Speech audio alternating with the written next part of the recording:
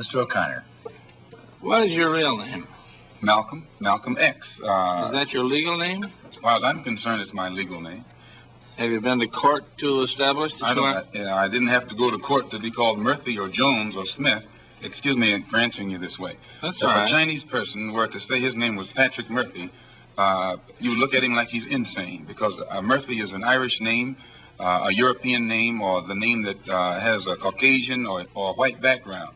And a yellow person, Chinese is a yellow man, and he has nothing to do or no connection whatsoever with the name Murphy. And if it doesn't look proper for a person who is yellow or Chinese to be walking around named Murphy or Jones or Johnson or Bunch or Powell, I think it would be just as improper for a black person or the so-called Negro in this country, as we're taught by the Honorable Elijah Muhammad to walk around with these names. And therefore he teaches us that during slavery, the same slave master who owned us put his last name on us to denote that we were his property. So that when you see a Negro today who's named Johnson, if you go back in his history, you'll find that he was once his grandfather, or one of his forefathers was owned by a white man who was named Johnson.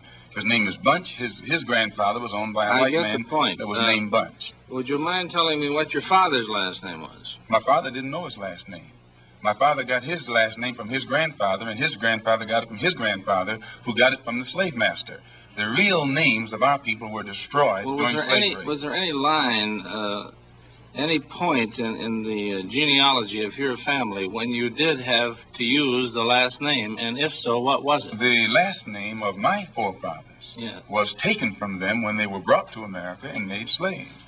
And then the name of the slave master was given, which we refuse. We reject that name today. You mean you won't even tell me what your father's supposed last name was or gifted last name was? I never acknowledge it whatsoever.